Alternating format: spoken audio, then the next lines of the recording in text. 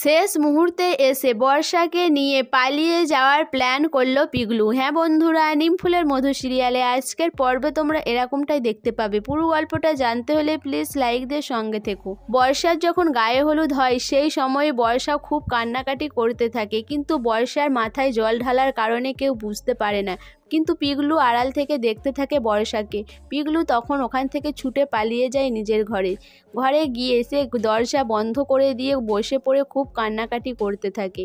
বলে, বর্ষা, আমি তোকে খুব ভালোবাসি, তুই অন্য কারো হয়ে যাবি, আমি সেটা সহ্য করতে পারবো না, আমি পারছি না নিজের কষ্ট সহ্য করতে। এরপরেই পিগলু খুব কান্নাকাটি করে। বর্ষার গায়ে হলুদ হয়ে যায়। এদিকে বাড়িতে বড় চলে আসে। কৃষ্ণা বরকে বরণ করে নিয়ে আসে। এদিকে পর্ণা ভাবে যে পিগলু কোথায় গেল। দুপুরের পর থেকে তো আর পিগলুকে দেখতেই পাচ্ছি না। সৃজন বলে যে, পর্ণা, পিগলু কোথায়? খাবার জাগাতে লোক চলে এসেছে, ও থাকলে একটু দেখাশুনো করতো। তখনই পর্ণা ভাবে যে পিগলু কোথায় গেল, দুপুরের পর থেকে তো ওকে দেখতে পাচ্ছি না, আর ছেলেটার হলোই বা কি, আমি তো বুঝতেই পারছি না ওর ব্যাপারটা যে কি। এরপর পর্ণা বলে যে আমাকে একটু দেখতে হবে পিগলু কোথায় আছে। এদিকে রুচিরা বর্ষাকে যখন সাজায় সেই সময় পিগলু ওখানে আসে। পিগলু বর্ষার দিকে তাকিয়ে থাকে। পিগলুকে দেখে রুচিরা বলে, কিরে পিগলু, তুই এখানে কি করছিস? পিগলু কিছুই বলে না। এদিকে জেঠিমা রুচিরাকে ডাকে নিচে। রুচিরা বলে, ঠিক আছে পিগলু, আমাকে মা ডাকছে, আমি একটু নিচে যাচ্ছি, হ্যাঁ তুই একটু বর্ষার কাছে থাক। এরপর রুচিরা নিচে চলে আসে। এদিকে ঠাকুরমশাই বিয়ের সব আয়োজন প্রস্তুতি শুরু করে দেয়। ঠাকুরমশাই বলে যে সময় তো হয়ে গেল, এবার তো কনেকে নিয়ে আসতে হবে। তখন কৃষ্ণা বলে, ঠিক আছে আমিই যাচ্ছি আনতে। পর্ণা বলে যে, না মা, আপনি কেন একা যাবেন, আমিও যাচ্ছি। কৃষ্ণা বলে, ঠিক আছে চলো আমার সাথে। এদিকে পিগলু বর্ষাকে বলে যে, বর্ষা, আমি তোকে কিছু কথা বলতে চাই। বর্ষা বলে যে, কি কথা বলবি বল, আর কি বলার আছে তোর?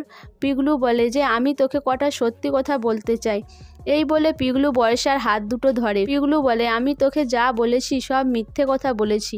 বর্ষা বলে, কোন মিথ্যের কথা বলছিস? পিগলু বলে যে, আমি তোকে বলেছিলাম না যে তুই আমার শুধুই বন্ধু, আমি তোকে ভালোবাসি না, কিন্তু এটা সত্যি নয়, আমি তোকে খুব ভালোবাসি, তোকে ছাড়া আমি বাঁচবো না। আমি নিজেকে অনেক সামলানোর চেষ্টা করেছি, কিন্তু তোকে এই সাজে আমি দেখতে পারছি না।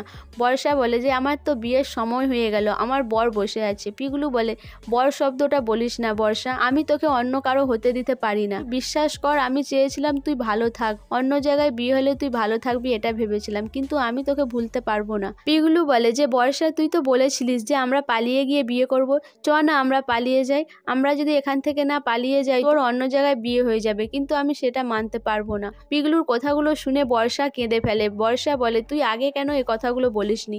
পিগলু বলে, চ না আমরা এবার পালিয়ে যাই, কেউ এসে পড়লে হয়তো আমার দিকে এখান থেকে আর যেতে দেবে না। এদিকে পর্ণা আর কৃষ্ণা ওই ঘরের দিকেই আসতে থাকে। পিগলু বর্ষাকে নিয়ে পালিয়ে যাওয়ার সিদ্ধান্ত নেয়। সব বন্ধুরা, পিগলু কি পারবে বর্ষাকে নিয়ে ওখান থেকে পালিয়ে যেতে? না তার আগেই পর্ণা আর কৃষ্ণা চলে আসবে? আর পর্ণা কি জানতে পারবে বিয়ের আগে যে পিগলু বর্ষাকে ভালোবাসে? পর্ণাই কি নিজে ওই বিয়েটা ভেঙে দিয়ে পিগলুর সাথে বর্ষার বিয়ে দেবে? তোমাদের কি মতামত অবশ্যই আমাকে কমেন্ট করে জানাবে। আর আমার ভিডিওটা ভালো লাগলে প্লিজ সাবস্ক্রাইব করে দিও, আর লাইক, কমেন্ট, শেয়ার করো।